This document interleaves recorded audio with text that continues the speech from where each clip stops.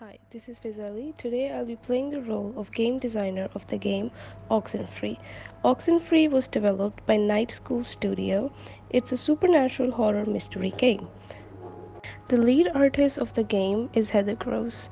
Heather has perfectly illustrated the earthy colors, and the blanket of fog contributes to a sense of mystery, alongside other directors which have visualized a dreamlike otherworld between the past, present, the real, and unreal. Oxenfree's art has evolved throughout the game. Heather has accommodated multiple characters, dialogue bubbles, and exploration-friendly environment. Heather's cinematic style makes it feel like an animation painting or a dark animation film. The supernatural elements or the contrast felt is very bright, geometric, and otherworldly. The glitches completely blur out the field of vision. The colors intensify during creepier situations like possessions.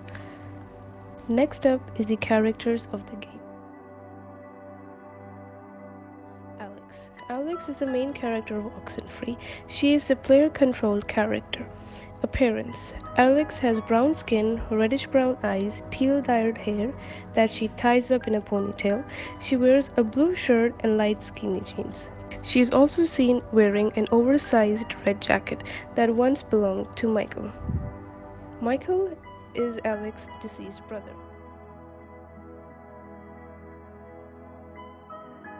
The next character is Michael. Michael is Alex's deceased brother, and as well as Clarissa's ex-boyfriend. Michael is noticed to be a very bright student and a football player. He's a loving brother as shown by his behavior towards Alex. Appearance. As Michael is Alex's brother, he looks similar to her, with brown skin, reddish brown eyes. He wears a blue shirt and gray jeans and white sneakers.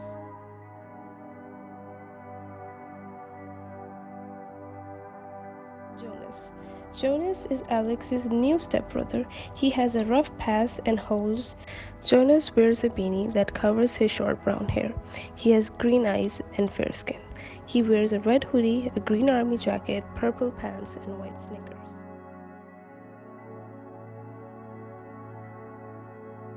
The next character is Clarissa. Clarissa is quite favored among the students. She, regardless, has a dim harshness that comes out with her coldness towards other people. She also worries for her future. Clarissa used to date Alex's late brother, Michael, and she also holds Alex accountable for his death. Appearance. Clarissa is taller than all of the other characters in game. She has short red hair and reddish brown eyes. She wears a long jacket and brown knee boots.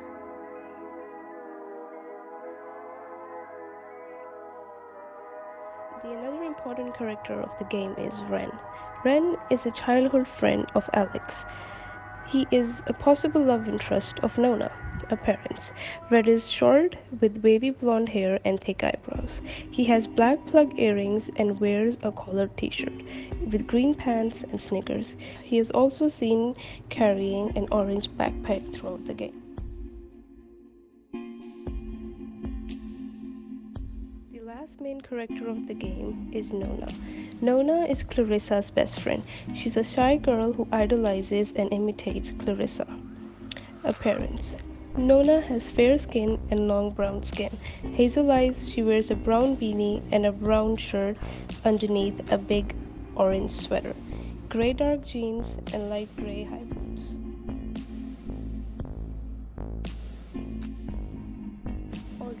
Margaret has dispatched 12 main hints throughout the entire game via the old Cardinal Station. These hints can be used to help throughout the game.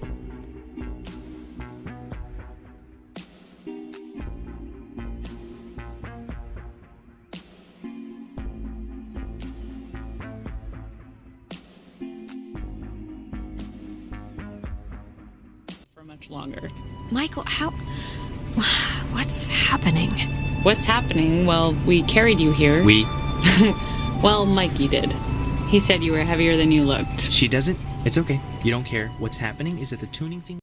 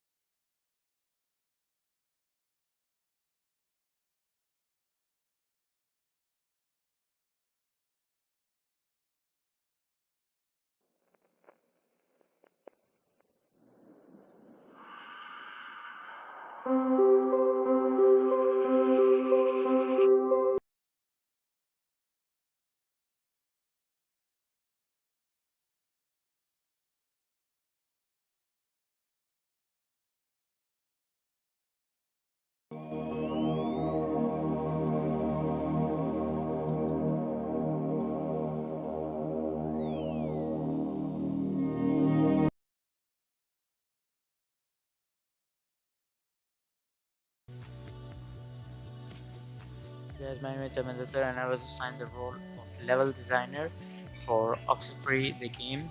So my role as the level designer uh, was to find the components of the game production line that focuses with constructing the game's level, location, and goal. That is known as level designing. The main objective of level design is to generate interactive scenarios or happenings inside the game environment that will educate and captivate the player. The setting of Oxenfree is in Edward Islands that serve as the primary location, and it is also known as USS Canola disaster. So this is the map of Oxenfree game, also known as Edward Island map. Here are the main location of Edward Island. Total there are five. First one is Main Street, uh, which is the only location referred as tourist trap. Discovery Island, path that leads to the beach. Beacon Beach, the opening celebration for the Kamena High School senior class. Adler Estate, the only real house in the neighborhood. Effeny's Field, the game central intersection, all known as Effeny Field. Onto the smaller location, Tohi Woods. West of Effeny Field lies a forest called Tohi Woods. Campgrounds route from this direction to the reach the relay point. Bridgestand. The Catbird station is located at Bridgestand, which also includes a cable car system. Millionaire Outposts. The facility are divided into three categories throughout the game.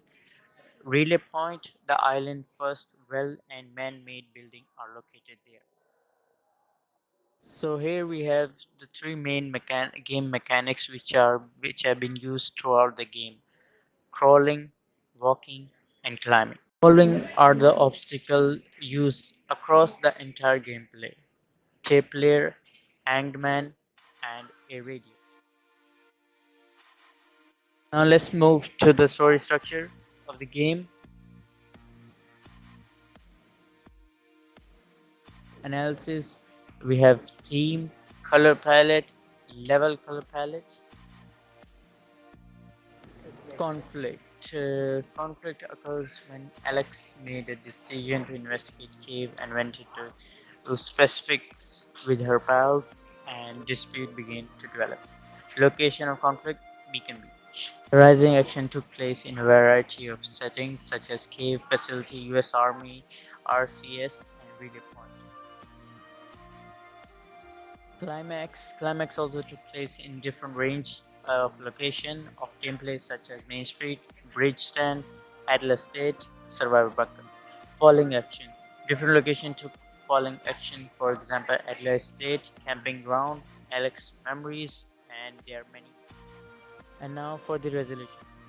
Things started getting better, moving in the correct direction as the game wraps up, and the color scheme gives us hope that everything will work out well because it shifts from darker to brighter colors.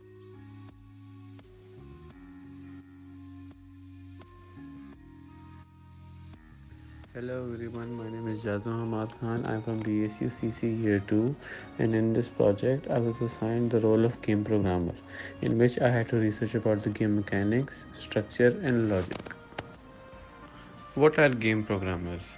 Programmers, often known as developers, create video games and develop the codes that make them work and interesting to play. They collaborate with level designers to make the game playable. Who developed the game and what programs were used? In the case of Oxenfree, the lead engineer Brian Callen, along with his team at Nightstone Studios, developed the game primarily using the Unity game engine. Adobe Photoshop and Autodesk Maya were also used for the designing of the game. What are game mechanics?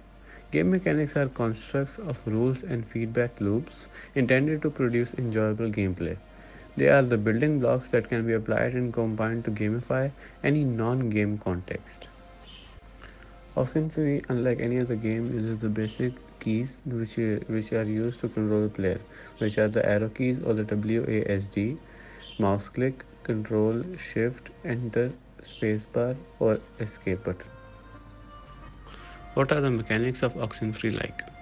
In the case of OxenFree, the game mechanics make it exciting and different. It is based on the walk and talk mechanic, in which the game uses no cut screens and integrates the story right into the gameplay and makes the story a mechanic as opposed to keeping it as a support to display the mechanics of the game. It gives the user selective options to play through. Oxenfree makes the game more interactive by leaving collectibles throughout the game and gives options which can change the game drastically. What is the interface like? Compared to other games, OxenFree has a very simplistic and clean interface with pop-ups for interactions and dialogues, which appear when necessary. Other than that, the screen shows the full game as if a movie is being played. The pause screen, keeping in style with the theme of simplicity, is minimalistic. What is the logic in the sense of game? Logic in games is a thing that you can do limited by code from the programmer that makes the in-game character choose and decide what to do. How many players is Oxenfree? Oxenfree is a single-player choice-based game in which the character Alex is only playable. Logic can be defined as a system or a set of principles underlying the arrangements of elements in a computer or electronic device so as to perform a specified task. What are the collectibles in the game? There are two types of collectibles in the game. The first are the anomalies, and the second are the letters from Maggie Adler. Oxenfree is a choice-based game, meaning that you choose what the outcome of the story will be, and the ending will be different depending on the choices you made throughout the game. The following are the multiple endings in the game, which you can get. Hello everyone, I am Uruj Bashir and also known as the producer of the game. So today we are going to talk about of all the aspects as a producer. So let's begin. As you can see, this following diagram displays the key duties that our team has carried out throughout this implementation of project. So these are the 5 main points. Building of level design,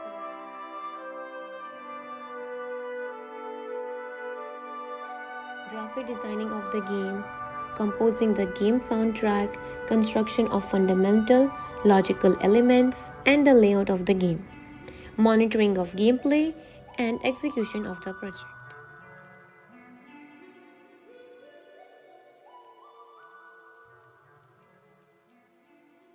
Now let's learn about that what makes OxenFree different. Influenced by classic teen films and coming up age shows, OxenFree is a heartwarming story about friendship and mysterious death. This game is filled with a bunch of plot twists and adventure throughout the game. Night School Studio has created a multimedia plotline that deals with players' choices in a seasoned and delicate context. So now let's move forward to the platforms that were initially used for this particular gameplay. Number 1, Autodesk Maya. Number 2, Adobe Photoshop. And last not the least, Unity Game Engine. So basically these 3 are the platforms which have helped the producer, the programmer, and the whole team to create this amazing game, OxenFree. Furthermore, let's move towards the audience of OxenFree. Well, OxenFree is a PG-12 certified game. It is not suitable for the ones who are under the age of 12. It is because of the language they have been used, because of the environment and situation, that's why. Okay, so now let's talk about in terms of marketing what Scene stated. Well, he said that we had to make a lot of decisions in sessions very fast because we were a very small team with a limited budget and just wanted to ensure we didn't overanalyze things. So basically this was the sayings of him as in a marketing situation. Alright, so now let's discuss about the social media advertising, that what platforms have been used to advertise their game. They have used 5 platforms: Discord, YouTube, Night Studio, Twitter, and Skybound. Okay, so now let's get to know about the game reviews, that what different platforms have reviewed them. For iOS, it is 87. For Steam, it is 9. For PC, it is 80. ING 8.2. And furthermore, many of the platforms have different ratings and mostly they have a higher rating. Now let's get to know the public reviews, and trust me, the reviews of OxenFree are great. Most of them just love the storyline, just love how the game was created, they loved how it was implemented, the graphic styles, the artistic styles, everything was point for them, and especially the storyline and the dialogues. So these are the basic game details of OxenFree. That on what platform it have been created, their pricing structure, is it available online or not, the publisher, when it was released, the genre, the topic of the OxenFree, and the ratings. And last not the least, when it was lastly updated.